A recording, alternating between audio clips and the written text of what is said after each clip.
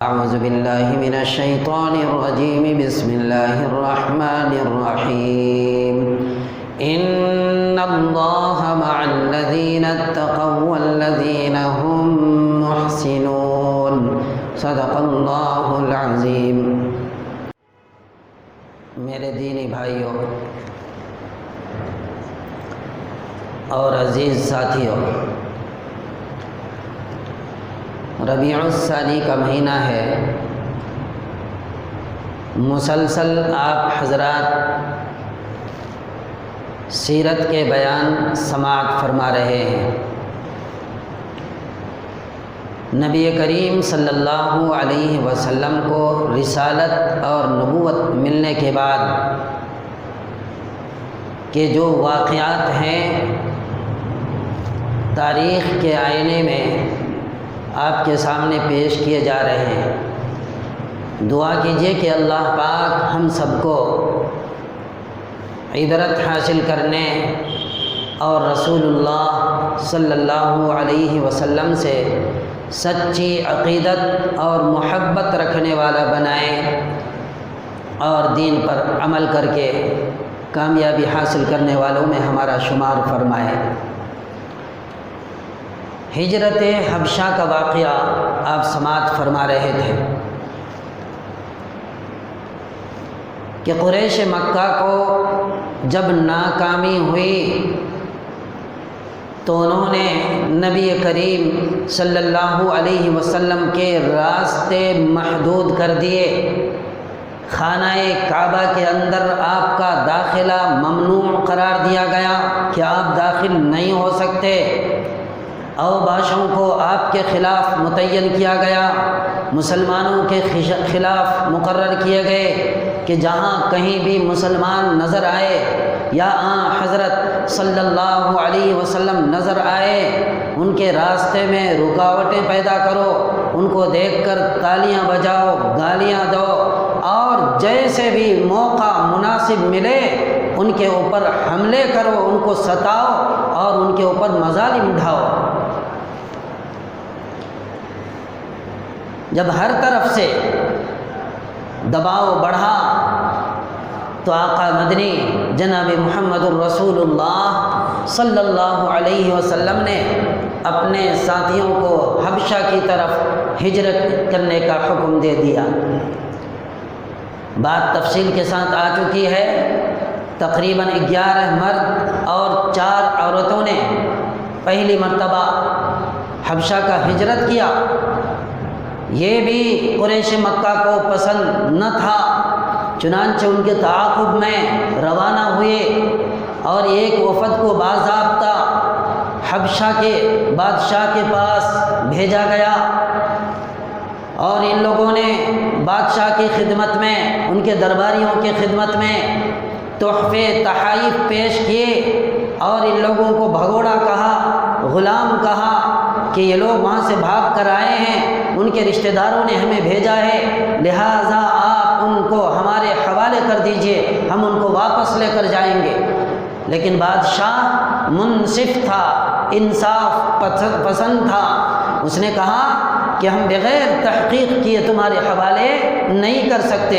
چنانچہ انہوں نے تحقیق کیا، ان کو بھی بلایا، ان کو بھی موقع دیا، دونوں کے سامنے بات چیت ہوئی، اور حضرت جعفر رضی اللہ تعالی عنہ نے ایک زبردست تقریر فرمائی۔ ساری باتیں کھل کر جب سامنے آ گئی تو بادشاہ نے اعلان کر دیا۔ کیا اعلان کیا؟ کہ جو لوگ مہاجرین ہیں، ہمارے ملک میں پناہ لینے کے لیے آئے ہیں اور مذہب اسلام اختیار کر لیے ہیں، ان کو آزادی کے ساتھ ہمارے ملک کے اندر مذہب کے اوپر عمل کرتے ہوئے رہنے کی اجازت دی جاتی ہے، اور یہ جو قریش مکہ سے وفد آیا ہے یہ فوراً ہمارے یہاں سے نکل جائیں، یہاں تک کہ ان کے ہدیے تحائف سارے کی ساری چیزیں واپس کر دیے گئے۔ بڑی ذلت ہوئی، ان کی بڑی رسوائی ہوئی، اور یہیں تک نہیں رکے بلکہ بادشاہ نے یہ بھی کہا کہ اگر اس کے بعد مسلمانوں کو کسی نے ستانے کی کوشش کی تو ان کے اوپر تاوان لاگو کیا جائے گا، ان کے اوپر جرمانے لگائے جائیں گے۔ الغرض جب نجاشی کے دربار میں بھی قریش کو ناکامی ہوئی تو ان کی دشمنی مسلمانوں کے ساتھ اور بڑھ گئی۔ اس کے بعد دو عظیم شخصیتیں حضرت حمزہ رضی اللہ تعالیٰ عنہ اور حضرت عمر فاروق رضی اللہ عنہ، ان دونوں نے اسلام قبول کیا۔ ان کا واقعہ اس طرح سے ہے،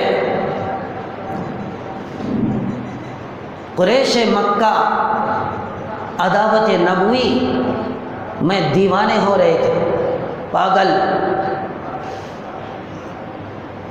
ایک روز حضرت صلی اللہ علیہ وسلم صفا پہاڑی کے دامن میں عبداللہ بن جدعان کا گھر تھا، وہاں تشریف فرمایا تھے، بیٹھے ہوئے تھے کہ ابو جہل اس طرف سے آ نکلا، دیکھا آقائے نامدار اکیلے ہیں، تنہا ہیں، تو بے تحاشا گالیاں دینا شروع کر دیا، برا بھلا کہنا شروع کر دیا، نازیبا الفاظ، ناپسندیدہ باتیں کہنی شروع کر دی۔ آپ صلی اللہ علیہ وسلم نے جب ان کی بےہودہ باتوں کا کچھ جواب نہ دیا تو اس نے ایک نوکیلا پتھر اٹھایا اور آقا نامدار پر دے مارا۔ اللہ کے نبی صلی اللہ علیہ وسلم کا چہرہ زخمی ہو گیا، خون بہنے لگا، مگر قربان جائیے ساری کائنات کے سردار کے اوپر پھر بھی آپ نے کچھ جواب نہ دیا، بلکہ خاموشی کے ساتھ آپ کعبہ کے اندر گئے، وہاں آب زمزم سے آپ نے اپنے چہرے کو پاک اور صاف کیا اور خون دھوئے۔ کمبخت ابو جہل وہیں صحن کعبہ میں جہاں ان کے چیلے چپاٹے بیٹھے باتیں کر رہے تھے، وہاں بیٹھ گئے اور باتیں کرنے لگے۔ حضرت حمزہ بن عبد المطلب، یہ آپ کے چچا تھے، ان کو آپ سے بڑا پیار تھا، بڑی محبت تھی، بڑی الفت تھی، مگر ابھی تک وہ کفر و شرک پر باقی تھے، ایمان نہیں لائے تھے۔ ان کی عادت تھی اور ان کا ایک شوق تھا، شکار کا۔ وہ شکار کے لیے بہت شوقین تھے، تو ان کی عادت تھی کہ وہ شکار کے لیے تیر کمان لے کر نکلتے، صبح کو نکلتے اور شکاری کی تلاش و جستجو میں مصروف رہتے، مگن رہتے۔ جب شام کو واپس آتے تو ان کا انداز مکبرانہ ہوتا، متکبرانہ، فاخرانہ انداز ہوتا، اور شکار سے واپس آ کر اول خانہ کعبہ کے اندر جاتے، طواف کرتے، پھر اپنے گھر جاتے۔ حسب معمول شکار سے واپس آئے تو راستے میں ابو جہل کی لونڈی مل گئی۔ اس نے ابو جہل کا حضرت صلی اللہ علیہ وسلم کو گالیاں دینا، برا بھلا کہنا، پتھر اٹھا کر مارنا اور آپ علیہ الصلوۃ والسلام کا خاموش رہ جانا، ساری باتیں تفصیل کے ساتھ بیان کر دی۔ حضرت حمزہ رضی اللہ تعالیٰ عنہ ابھی تک ایمان نہیں لائے تھے، بہت غصہ آیا۔ خیر، حضرت حمزہ رضی اللہ تعالیٰ عنہ آپ کے چچا بھی تھے اور رضائی بھائی بھی تھے، دو رشتے تھے، خون کا بھی رشتہ، دودھ کا بھی رشتہ، اور یہ دونوں رشتے بڑے خوبصورت ہوا کرتے، یہ دونوں رشتے بڑے مضبوط اور مستحکم ہوا کرتے ہیں، وقت پر کام بھی آتے ہیں۔ چنانچہ حضرت حمزہ واپس آنے کے بعد سب سے پہلے خانہ کعبہ کے اندر گئے، طواف کیا، اور طواف سے فراغت کے بعد نکلے تو سیدھے اس طرف کا رخ کیا جہاں مجمع بیٹھا ہوا تھا، اور اس مجمع میں ابو جہل بھی تھے۔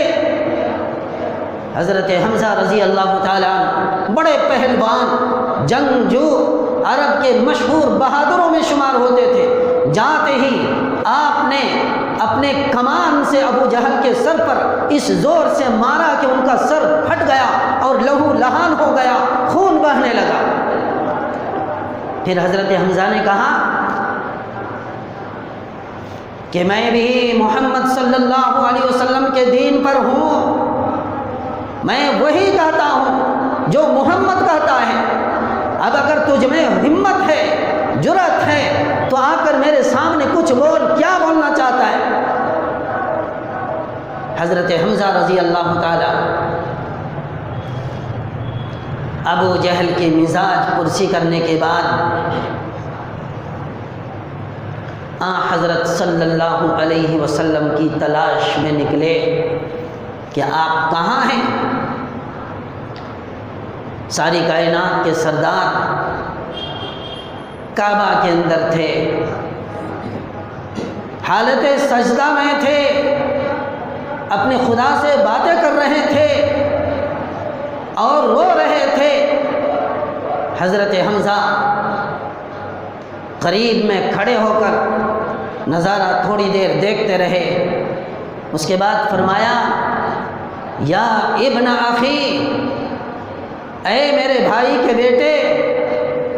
کوئی جواب نہیں ملا، آپ نے سر اٹھا کر نہیں دیکھا، پھر تھوڑی دیر انتظار کیا، پھر آپ نے فرمایا یا ابن اخی، اے میرے بھائی کے بیٹے۔ آپ نے پھر بھی توجہ نہیں دی۔ تیسری مرتبہ جب آپ نے کہا یا ابن اخی، تو ساری کائنات کے سردار نے سر اٹھایا اور اپنے چچا حمزہ کی طرف دیکھا۔ حمزہ نے کہا بھتیجے اب تو خوش ہو جاؤ، اب خوش ہونے کا وقت آ گیا ہے کہ میں نے تمہارا بدلہ ابو جہل سے لے لیا ہے اور اس کا سر میں نے پھوڑ دیا ہے، وہ بھی لہو لہان ہو گئے ہیں۔ اب تو خوش ہو جاؤ۔ ہم اور آپ ہوتے تو خوش ہو جاتے کہ دشمن کے اوپر وار ہوا ہے، آپ خوش نہیں ہوئے، آپ کی توجہ مشن کی طرف ہے۔ ساری کائنات کے سردار فرماتے ہیں کہ چچا جان میں ایسی باتوں سے خوش ہوا نہیں کرتا۔ تو چچا نے استفسار کیا پھر کس بات سے خوش ہونا چاہتے ہو؟ کون سی ایسی بات ہے جو تم کو خوش کرے گی؟ تو رسول اللہ صلی اللہ علیہ وسلم نے فرمایا کہ ہاں اگر آپ ایمان لے آئیں، ہاں اگر آپ مسلمان ہو جائیں اور اسلام کو قبول کر لیں تو یہ بات میرے لیے خوشی کی ہے، مجھے خوشی حاصل ہو سکتی ہے۔ تو اپنے مشن کی طرف آپ کی توجہ ہے، ابو جہل کی طرف نہیں۔ اگر چاہتے تو کہتے، ابو جہل کے بارے میں کچھ کہتے تو حضرت حمزہ ابو جہل کے ٹکڑے ٹکڑے کر دیتے، مگر آپ نے کچھ نہیں کہا۔ آپ نے کہا آپ ایمان لے آئیں، آپ کا ایمان لانا مجھے سب سے زیادہ خوشی کا باعث ہوگا اور خوشی کا ذریعہ ہوگا۔ حضرت حمزہ رضی اللہ تعالی عنہ نے کہا پھر کہ یہ کیا دیر ہے، چلو مسلمان بنا دو مجھے۔ آپ علیہ الصلوۃ والسلام نے کلمہ پڑھا کر آپ کو مسلمان کر دیا، آپ مسلمان ہو گئے۔ حضرت حمزہ رضی اللہ تعالی عنہ کا مسلمان ہونا، آپ کے مسلمان ہونے سے مسلمانوں کی جمعیت کو بڑی طاقت و قوت ملی، غلبہ ملا، مسلمانوں کے حوصلے بڑھے۔ اس وقت تک حضرت صلی اللہ علیہ وسلم دار ارقم میں تھے۔ قریش مکہ چونکہ حضرت صلی اللہ علیہ وسلم کے خلاف حضرت صلی اللہ علیہ وسلم کے خلاف سازشیں رچنے میں آگے آگے رہتے، حمزہ کے ایمان لانے نے لوگوں کو محتاط اور مؤدب بنا دیا۔ اس کے بعد حضور علیہ الصلوۃ والسلام کے خلاف باتیں کرنے، سازشیں کرنے، آپ علیہ الصلوۃ والسلام کے ستانے کے بارے میں لوگ جو ہے جھجکنے لگے، تأمل کرنے لگے کہ اب حمزہ مسلمان ہو چکا ہے، اب ایمان لا چکا ہے۔ حضرت حمزہ رضی اللہ تعالیٰ عنہ کے مسلمان ہونے کی خبر سن کر قریش مکہ بغض و عداوت میں اور بڑھ گئے۔ ترقی کرنے لگے، ان کی دشمنی اور بڑھ گئی، آپس میں مشورے کرنے لگے کہ کیا کرنا چاہیے۔ مسلمانوں کے خلاف جو بھی سازش کی جاتی ہے، جو بھی پلان بنایا جاتا ہے اور جو بھی قدم اٹھائے جاتے ہیں، سب کے سب فیل ہو جا رہے ہیں، اب کیا کرنا چاہیے؟ آپس میں مشورے کرنے لگے۔